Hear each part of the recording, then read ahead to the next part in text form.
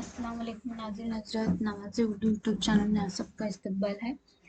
कर्नाटका शाला परीक्षा ಮತ್ತು ಮೌಲ್ಯ ನಿರ್ಣಯ मंडली के तरफ से मार्च 2004 मादरी प्रश्न पत्रिके देखेंगे। Second language Kannada, 5th standard का। तो यहाँ पर 1 ರಿಂದ 10ವರೆಗಿನ ಪ್ರಶ್ನೆಗಳನ್ನು ನೀಡಲಾಗಿರುವ 4 ಆಯ್ಕೆಗಳಲ್ಲಿ ಸೂಕ್ತವಾದ ಉತ್ತರವನ್ನು ಆರಿಸಿ ನಿಗದಿಪಡಿಸಿರುವ ಸ್ಥಳದಲ್ಲಿ क्रमाक्षರದೊಂದಿಗೆ ಉತ್ತರವನ್ನು ಬರೆಯಿರಿ। यहाँ पर फर्स्ट क्वेश्चन है, ತಪ್ಪು ನೆಪ್ಪುಗಳ ಮರೆತು ಕರುಣೆಯಲ್ಲಿ ಊಟಿ ಎಂದದಿ ನೆಗೆ ನೆಗೆದು ಬರುವೆ अरसी। इल्ली ऊटी पद समानार्थक पद। तो ऊटी का समानार्थक पद यहाँ पर क्या हो सकता है? मुट्टे नहीं होता, ऊटा। नीरिन चिलुमे जिंके। तो यहाँ पर सही जवाब नीरिन चिलुमे। Option number C is the right answer. ವಿವೇಕಾನಂದರು ಪುಸ್ತಕದ ನೂರಾರು ಸಾಲುಗಳನ್ನು ಅದರಂತೆಯೇ ಉದಾಹರಿಸುತ್ತಿದ್ದರು। ಇಲ್ಲಿ ನೂರಾರು ಎಂಬ ಪದವನ್ನು ಬಿಡಿಸಿ ಬರೆದಾಗ ಅಥವಾ 100 + 6। Option number B is the right answer. Next question number 3, ತೆಂಗಿನ ಕಂಗಿನ ತಾಳೆಯ ಬಾಳೆಯ ಅಂಗಕ್ಕೆ ರಂಗನು ಮೆತ್ತುವನು। ಇಲ್ಲಿ ತಾಳೆಯ ಪದಕ್ಕೆ ಸರಿಹೊಂದುವ ಪ್ರಾಸಪದ ತಾಳೆಯ, ಕೆಂಗಿನ ಕಂಗಿನ ರಂಗನು ಬಾಳೆಯ, ತಾಳೆಯ ಪ್ರಾಸಪದ ಬಾಳೆ ಆಯ್ತಾ right answer. Option number D. Next question, ಈ ಚಿತ್ರಕ್ಕೆ ಸರಿ ಹೊಂದುವ ಗಾದೆ ಮಾತು। तो यहाँ पर ಗಾದೆ ಮಾತು लिखना है। ಹಸುವಿನ ಹಾಲು ಶ್ರೇಷ್ಠ, ಹಾಲಿಗಾಗಿ ಹಸು ಬೇಕು, ಹಸುವಿನ ಹಾಲು ಕುಡಿದಷ್ಟು ಪೌಷ್ಟಿಕ। तो ये सब भी सही नहीं होता। तो यहाँ पर ಆಕಳು ಕಪ್ಪಾದರೆ ಹಾಲು ಕಪ್ಪೆ। तो option number C is the right answer. Next question, ವಿದ್ಯೆಯನ್ನು ಹೊಂದಿದವ ವಿದ್ಯಾವಂತ। ಈ ವಾಕ್ಯದ ಮಾದರಿಯಂತೆ ಮಾನವನ್ನು ಹೊಂದಿದವ ಎಂಬ ವಾಕ್ಯಕ್ಕೆ ಸರಿಹೊಂದುವ ಪದ। ಮಾನವನ್ನು वाक्य के सरी ಹೊಂದುವ पद यहाँ पर कौन सा है, उसको ये करना है। क्वेश्चन नंबर 5 का राइट आंसर मानवंत। Option number D is the right answer. Next question, ಆಕೆ ತನ್ನ ಸರ್ವಸ್ವವನ್ನೇ ಕೊಟ್ಟಿದ್ದಾಳೆ। ಈ ವಾಕ್ಯದಲ್ಲಿರುವ ಲೇಖನ ಚಿಹ್ನೆ, ಇಲ್ಲಿ ಯಾವ ಲೇಖನ ಚಿಹ್ನೆಯನ್ನು ಬಳಸಿದ್ದಾರೆ? ಯಾವುದೇ ವಾಕ್ಯ ಬರೆದಾಗ ಯಾವ ಲೇಖನ ಚಿಹ್ನೆಯನ್ನು ಬಳಸ್ತೀವಿ ನಾವು? अल्प विराम, पूर्ण विराम, अर्ध विराम, उद्धरण। तो इसका सही जवाब है डी, उद्धरण चिन्ह। इसको क्या कहते हैं? उद्धरण चिन्ह कहते हैं। नेक्स्ट क्वेश्चन, ಶಿಕ್ಷೆ ಈ ಪದವನ್ನು ಬಳಸಿ ರಚಿಸಿರುವ ಸೂಕ್ತ ವಾಕ್ಯ। ತಪ್ಪು ಮಾಡಿದವರಿಗೆ ರಕ್ಷೆ ನೀಡಬೇಕು, ತಪ್ಪು ಮಾಡಿದವರಿಗೆ ದಂಡ ಹಾಕಬೇಕು, ತಪ್ಪು ಒಪ್ಪುಗಳ ವಿಮರ್ಶೆ ನಮಗೆ, ತಪ್ಪು ಮಾಡಿದವರನ್ನು ಶಿಕ್ಷೆಗೆ ಒಳಪಡಿಸುತ್ತಾರೆ। Option number D is the right answer. ತಪ್ಪು ಮಾಡಿದವರನ್ನು ಶಿಕ್ಷೆಗೆ ಒಳಪಡಿಸುತ್ತಾರೆ। ನೆಕ್ಸ್ಟ್ ಕ್ವೆಶ್ಚನ್, ದಿನವೂ ಸರದಿಯಂತೆ ಒಬ್ಬೊಬ್ಬರ ಮನೆಯಿಂದ ಬಕಾಸುರನಿಗೆ ಊಟವನ್ನು ಕಳುಹಿಸುವಂತೆ ಒಪ್ಪಂದವಾಯಿತು। ಈ ವಾಕ್ಯದಲ್ಲಿರುವ द्विरुक्ति पद, द्विरुक्ति पद यहाँ पर क्या है? द्विरुक्ति का तो 2 बार प्रोनाउंसिएशन होता है, ಒಬ್ಬೊಬ್ಬರ। तो यहाँ पर सही जवाब ऑप्शन नंबर बी, ಒಬ್ಬೊಬ್ಬರ। ನೆಕ್ಸ್ಟ್, ಕೃಷ್ಣ ತನ್ನ ಗೆಳೆಯನನ್ನು ಜಾತ್ರೆಗೆ ಕರೆಯಲು ಪತ್ರ ಬರೆಯುತ್ತಿದ್ದಾನೆ। ಅವನು ಬಳಸಬೇಕಾದ ಸೂಕ್ತ ಸಂಬೋಧನೆ ಇದಾಗಿದೆ। तो यहाँ पर ಗೆಳೆಯನಿಗೆ ಪತ್ರ लिख रहा है तो क्या लिखना चाहिए? मान्य रे नहीं आता, पूज्य आत्मीय, पूज्य आत्मीय, मान्य रे सन्मान्य। तो यहाँ पर option number C is the right answer, आत्मीय। ಗೆಳೆಯ को पत्र लिखा तो वहाँ पर संबोधने क्या था? आत्मीय था। ಮಗುವಿಗೆ ಅನ್ಯಾಯವಾದಾಗ ತಾಯಿಯು ಸಿಡಿದೆನ್ನುತ್ತಾಳೆ। ಈ ವಾಕ್ಯದಲ್ಲಿ ಸಿಡಿದೇಳು ಎಂಬ ನುಡಿಗಟ್ಟಿನ ಅರ್ಥ? ಸಿಡಿದೇಳು, ಸಿಡಿಯುವುದು, ಸಿಡಿಮಿಡಿಯಾಗು, ಸಿಹಿ ಹಂಚು, तो ಸಿಟ್ಟಿಗೇಳು। Option number B is the right answer. तो यहाँ पर मल्टीपल चॉइस क्वेश्चंस हो गए। नेक्स्ट, ಒಂದು ವಾಕ್ಯದಲ್ಲಿ ಉತ್ತರಿಸಿ। ಬಾಲಕ ನರೇಂದ್ರ ಕಣ್ಮುಚ್ಚಿ ಚಿಂತನೆ ಮಾಡುತ್ತಿದ್ದ, ಮೈ ಮೇಲೆ ಪರಿವಿರಲಿಲ್ಲ, ಅವನ ಮೇಲೆ ಹಾವೊಂದು ಹರಿದು ಹೋಯಿತು, ಅವನ ಗೆಳೆಯರು ಗಾಬರಿಯಾಗಿ ಓಡಿದರು, ನರೇಂದ್ರನ ಮೇಲೆ ಹಾವು ಹರಿದರೂ ಎಚ್ಚರವಾಗದಿದ್ದದ್ದು ಏಕೆ? तो नरेंद्र यहाँ पर ध्यान करते रहता, तो उसके ऊपर शाम गए सुबह से ये नहीं होता। तो इसके अंदर नरेंद्र ಮೇಲೆ ಹಾವು ಹರಿದರೂ ಎಚ್ಚರವಾಗದಿದ್ದು ಏಕೆ? उसका रीजन क्या है? ಬಾಲಕ ನರೇಂದ್ರ ಕಣ್ಮುಚ್ಚಿ ಚಿಂತನೆ ಮಾಡುತ್ತಿದ್ದರಿಂದ ಹಾವು ಹರಿದರೂ ಎಚ್ಚರವಾಗಲಿಲ್ಲ। ನೆಕ್ಸ್ಟ್ ರವಿಯು ತೆಂಗಿನ ಕಂಗಿನ ತಾಳೆಯ ಬಾಳೆಯ ಅಂಗಕರಂಗನು ಮೆತ್ತುವನು. ಇಲ್ಲಿ रवि रंगವನ್ನು ಎಲ್ಲಿ ಮೆತ್ತುವನು? तो यहाँ पर आंसर पोएम में है रवि, इस लाइन में है देखो। रविಯು ತೆಂಗಿನ ಕಂಗಿನ ತಾಳೆಯ ಬಾಳೆಯ ದೇಹಕ್ಕೆ ರಂಗನ್ನು ಮೆತ್ತುವನು. ನೆಕ್ಸ್ಟ್ ಹಾವಿನ ಹೆಡೆ ಚಂದ ಮಾವಿನ ಮಿಡಿ ಚಂದ ಹಾರಾಡಿ ಬರುವ ಗಿಳಿ ಚಂದ ಕಂದಯ್ಯ. ನೀ ಚಂದ ನಮ್ಮ ಮನಿಗೆಲ್ಲ. ಇಲ್ಲಿ ಮನಿಗೆಲ್ಲ ಚಂದವಾಗಿರುವವರು ಯಾರು? ಈ ಪದ್ಯದಲ್ಲಿ ಮನಿಗೆಲ್ಲ ಚಂದವಾಗಿರುವುದು ಕಂದಯ್ಯ. ಒಬ್ಬ ಬಾಲಕನಿಗೆ ಬಾಪೂಜಿಯ ವೇಷಭೂಷಣ ಕಂಡು ವ್ಯಸನವಾಯಿತು. ಇಷ್ಟೊಂದು ದೊಡ್ಡ ಬಾಪು ಅವರ ಮೇಲೆ ಒಂದು ಅಂಗಿಯೂ ಇಲ್ಲವಲ್ಲ ಎಂದುಕೊಂಡನು. ವೇಷಭೂಷಣ ಪದಕ್ಕೆ ಸ್ವಂತ ವಾಕ್ಯವನ್ನು ರಚಿಸಿ. ವೇಷಭೂಷಣ ಸ್ವಂತ ವಾಕ್ಯ ಲಿಖನ.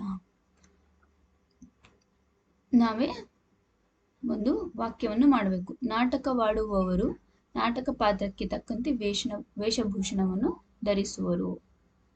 ನೆಕ್ಸ್ಟ್ 2-3 ವಾಕ್ಯದಲ್ಲಿ ಉತ್ತರಿಸಿ.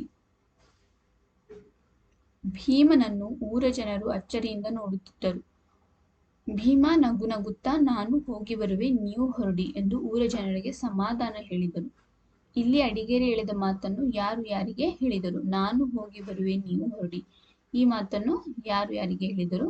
ಉಸ್ಕೋ ಲಿಖನಾ ಹೈ. ಈ ಮೇಲಿನ ಮಾತನ್ನು ಭೀಮನು ತನ್ನ ಹಿಂದೆ ಬರುತ್ತಿದ್ದ ಊರ ಜನರಿಗೆ ಹೇಳಿದನು. Next question. ಎಲ್ಲಾದರೂ ಇರಲವ್ವ ಹುಲ್ಲಾಗಿ ಬೆಳೆಯಲಿ ನೆಲ್ಲಿ ಬಡ್ಡಾಗಿ ಚಿಗಿಯಲಿ ನನ್ನ ಕಂದ ಜಯವಂತನಾಗಿ ಬೆಳೆಯಲಿ. ಈ ಸಾಲುಗಳ ಭಾವಾರ್ಥ ಬರೆಯಿರಿ. तो यहाँ पर ತಾಯಿ ಏನ್ ಮಾಡಿದ್ದಾಳೆ? ತನ್ನ ಮಗುವಿಗೆ ಹಾರೈಸುತ್ತದೆ. ಎಲ್ಲಾದರೂ ಇರು, ಹೇಗಾದರೂ ಇರು, ಚೆನ್ನಾಗಿರು. तो इसका ಭಾವಾರ್ಥ लिखना है. क्या है? ಈ ಪದ್ಯದಲ್ಲಿ ತಾಯಿಯು ತನ್ನ ಮಗುವಿನ ಬಗ್ಗೆ ಹೇಳುತ್ತಾ ಮಳೆಗಾಲಿರಲಿ ಮಳೆಗಾಳಿಗೂ ನಾಶವಾಗದ ಹಸಿರಾಗಿರುವ ಹುಲ್ಲಿನ ಹಾಗೆ ಬಾಳು, ನೆಲ್ಲಿಕಾಯಿ ಮರದ ಎಲೆಯಂತೆ ಚಿಗುರಲಿ ಎಂದು ಹರಸುವ. ನೆಲ್ಲಿ ಮರದ ಕಾಂಡ ಕಡಿದರೂ ಅವು ಚಿಗುರುವಂತೆ ಜಯಶಾಲಿಯಾಗಿ ಬೆಳೆಯಲಿ ಎಂದು ತಾಯಿ ಹರಸುವಳು. Next question. ಆಮೆ ಮತ್ತು ಮೊಲದ ಓಟದ ಸ್ಪರ್ಧೆಯಲ್ಲಿ ವೇಗವಾಗಿ ಓಡುವ ಮೊಲ ಸೋತಿತು, ಆದರೆ ನಿಧಾನವಾಗಿ ನಡೆಯುವ ಆಮೆಯು ಗೆದ್ದಿತು. ಈ ಕಥೆಯ ನೀತಿಯನ್ನು ನಿಮ್ಮದೇ ಮಾತುಗಳಲ್ಲಿ ಬರೆಯಿರಿ. आमे ಮತ್ತು ಮೊಲದ ಓಟ स्पर्धे ये स्टोरी सबको मालूम है. तो इसके अंदर कौन सा टाइटल आना चाहिए? कौन सा ಯಾವ ನೀತಿ ನಮಗೆ ದೊರೆಯುತ್ತದೆ ಅದನ್ನು ನಮ್ಮ ಮಾತುಗಳಲ್ಲಿ ನಾವು ಬರೆಯಬೇಕು. ಆಮೆ ನಿಧಾನವಾಗಿ ಚಲಿಸುತ್ತದೆ ಎಂದು ಮೊಲವು ಅಪಹಾಸ್ಯ ಮಾಡಿತು. ಓಟದ ಸ್ಪರ್ಧೆಗೆ ಸವಾಲು ಹಾಕಿ ಸೋಲುತ್ತದೆ. ಆದ್ದರಿಂದ ನಾವು ಇನ್ನೊಬ್ಬರಿಗೆ ಅಪಹಾಸ್ಯ ಮಾಡಬಾರದು ಮತ್ತು ತಮ್ಮ ಮೇಲೆ ಗರ್ವಜಂಬ ಕೊಚ್ಚಿಕೊಳ್ಳಬಾರದು ಎಂದು ಇದರಿಂದ ನಾವು ನೀತಿಯನ್ನು ಕಲಿಯುತ್ತೇವೆ. Next question. ಧೈರ್ಯವಿದ್ದರೆ ಏನು ಬೇಕಾದರೂ ಸಾಧಿಸಬಹುದು. ಈ ನೀತಿಯಂತೆ ನೀವು ಧೈರ್ಯವಾಗಿ ಸಾಧಿಸುವ ಒಂದು ಘಟನೆಯ ಕುರಿತು ಬರೆಯಿರಿ. तो धैर्य के बारे में 1-2 ಸೆಂಟೆನ್ಸ್ लिखना है. ಮನುಷ್ಯನಿಗೆ ಧೈರ್ಯವಿದ್ದರೆ ಏನು ಬೇಕಾದರೂ ಸಾಧಿಸಬಹುದು. ಮನಸ್ಸಿನಿಂದ ಓದಿ ಧೈರ್ಯದಿಂದ ಪರೀಕ್ಷೆ ಬರೆದರೆ ನಾವು ಪರೀಕ್ಷೆಯಲ್ಲಿ ಉತ್ತಮ ಅಂಕ ಪಡೆಯಬಹುದು. ನೆಕ್ಸ್ಟ್. ನೀಡಿರುವ ಸೂಚನಾ ಫಲಕಗಳನ್ನು ಓದಿ ಕೆಳಗಿನ ಪ್ರಶ್ನೆಗಳಿಗೆ उत्तरिसी. तो यहाँ पर एक नोट दिया है, उसे देखकर हमें क्वेश्चन को आंसर करना है. ನಮ್ಮ ಬದುಕಿನ ಆಧಾರ ತಾಣ ಕಾಡು, ಅದನ್ನು ನಾಶ ಮಾಡುತ್ತಿದ್ದೀರಿ. ನಮಗೆ ತಿನ್ನಲು ಹುಲ್ಲಿಲ್ಲ, ಮಲಗಲು ಮರದ ನೆರಳಿಲ್ಲ. ಕಾಡು ನಿಮಗೂ ಬೇಕು, ನಮಗೂ ಬೇಕು. ನಮ್ಮನ್ನು ಉಳಿಸಿರಿ, ನೀವು ಉಳಿಯಿರಿ. ಜಿಂಕೆ. तो यहाँ पर एक हिरन क्या है नहीं इस तरह बोल रहा है हम सबको. तो फर्स्ट क्वेश्चन क्या है यहाँ पर? यार बदुकिन आधार ताण काಡು. तो यहाँ पर है देखो जवाब. ಕಾಡು ಜಿಂಕೆ ಮತ್ತು ಎಲ್ಲ ಕಾಡು ಪ್ರಾಣಿಗಳ ಆಧಾರ ತಾಣವಾಗಿದೆ. ಜಿಂಕೆಯು ಏನು ಬೇಕೆಂದು ಕೇಳುತ್ತಿದೆ? ಜಿಂಕೆಯು ತಿನ್ನಲು ಹುಲ್ಲು ಮತ್ತು ನೆರಳು ಬೇಕೆಂದು ಕೇಳುತ್ತಿದೆ. ಜಿಂಕೆಯು ನಿಮಗೆ ನೀಡಿರುವ ಸಂದೇಶವೇನು? ಏನು ಸಂದೇಶ ನೀಡುತ್ತಿದೆ? ನಮ್ಮನ್ನು ಉಳಿಸಿರಿ, ನೀವು ಉಳಿಯಿರಿ. Next question. ಗಿಡವಾಗಿ ಬಗ್ಗದ್ದು ಮರವಾಗಿ ಬಗ್ಗಿದೆ.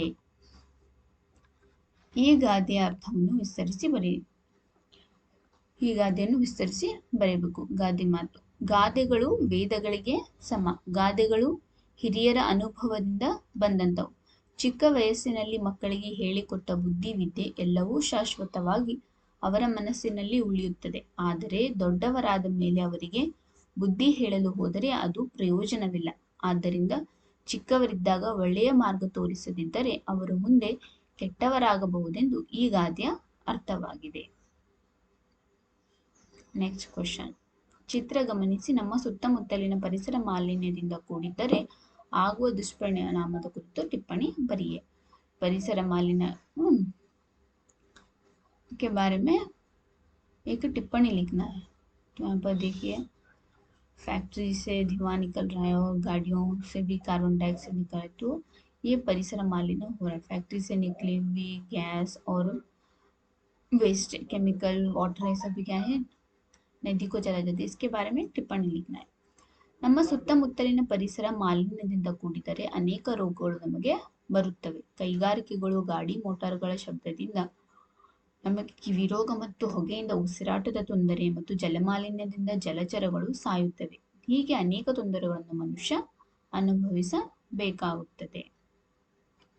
नेक्स्ट लेटर है, देखो यहाँ पर लेटर राइटिंग. लेटर लिखना है. ರಾಜು ತನ್ನ ಅಕ್ಕನ ಮದುವೆಗೆ 3 ದಿನಗಳ ರಜೆ ಕೋರಿ ತರಗತಿ ಶಿಕ್ಷಕರಿಗೆ ಪತ್ರ ಬರೆಯುತ್ತಿದ್ದಾನೆ. ಅಪೂರ್ಣಗೊಂಡಿರುವ ಪತ್ರವನ್ನು ಪೂರ್ಣಗೊಳಿಸಿ ರಾಜುವಿಗೆ ಸಹಾಯ ಮಾಡಿ. ದಿನಾಂಕ ಇವರಿಂದ ರಾಜು ವರ್ಗ 5ನೇ ತರಗತಿ ಹಾಜರಿ ಸಂಖ್ಯೆ. ಯಾರಿಗೆ ಪತ್ರ ಬರೀಬೇಕು? ವರ್ಗ ಶಿಕ್ಷಕರಿಗೆ. ವರ್ಗ ಶಿಕ್ಷಕರು ಸರ್ಕಾರಿ ಉರ್ದು ಹಿರಿಯ ಪ್ರಾಥಮಿಕ ಶಾಲೆ ಹೆಣ್ಣು ಮಕ್ಕಳ ಶಾಲೆ ತಾಳಿಕೋಟೆ. ವಿಷಯ ಗೈರು ಹಾಜರಿಯ ರಜೆಗಾಗಿ ಅರ್ಜಿ. ಮೇಡಮ್, ನಾನು ರಾಜು 5ನೇ ತರಗತಿ ವಿದ್ಯಾರ್ಥಿ. ನಾನು ನನ್ನ ಅಕ್ಕನ ಮದುವೆಗೆ ಹೋಗುವ ಕಾರಣ ದಿನಾಂಕ 12/7/2024ರಿಂದ 15/2/2024ರವರೆಗೆ 3 ದಿನಗಳವರೆಗೆ ಶಾಲೆಗೆ ಹಾಜರಾಗಲು ನನಗೆ ಸಾಧ್ಯವಾಗುವುದಿಲ್ಲ ಎಂದು ಗೌರವದಿಂದ ನಿಮಗೆ ತಿಳಿಸಲು ಬಯಸುತ್ತೇನೆ. ಆದ್ದರಿಂದ ದಯಮಾಡಿ ನನಗೆ ಆ ದಿನಗಳ ರಜೆ ನೀಡಬೇಕೆಂದು ಕೋರುತ್ತೇನೆ. ಧನ್ಯವಾದಗಳು. ನಮ್ಮ ವಿಧೇಯತೆಯಿಂದ राजू 5ನೇ ತರಗತಿ हाजिरी संख्या. यहाँ पर पालकರು सही लिखना.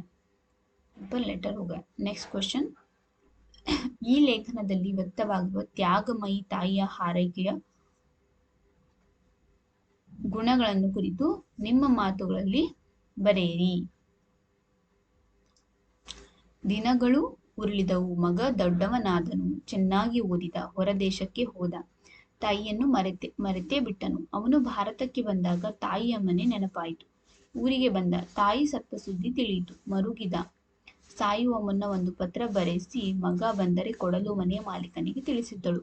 ಅದನ್ನು ಬಿಡಿಸಿ ನೋಡಿದಾಗ ಮಗುವು, ನೀನು ಚಿಕ್ಕವನಿದ್ದಾಗ ನಡೆದ ಅಪಘಾತದಲ್ಲಿ ಒಂದು ಕಣ್ಣನ್ನು ಕಳೆದುಕೊಂಡಿದ್ದೆ.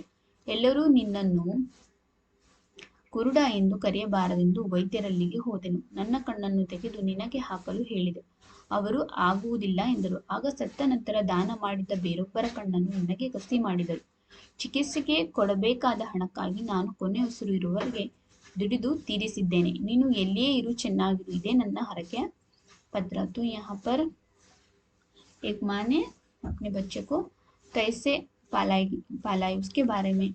तो उसका जब एक्सीडेंट होता है तो उसकी आँख चली जाती है.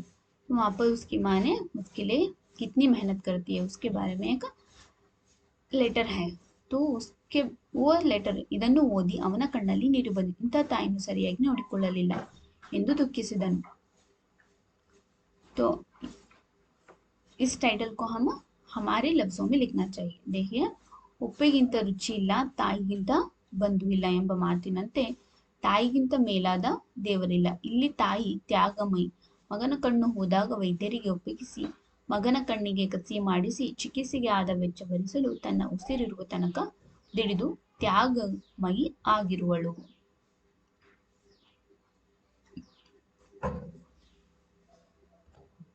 तो यहाँ पर हम सारे क्वेश्चंस को डिस्कस कर चुके हैं. तो इंशाल्लाह आपको हमारा ये वीडियो पसंद आया होगा. तो और बहुत सारे वीडियो देखने के लिए हमारे YouTube चैनल पर बने रहिए.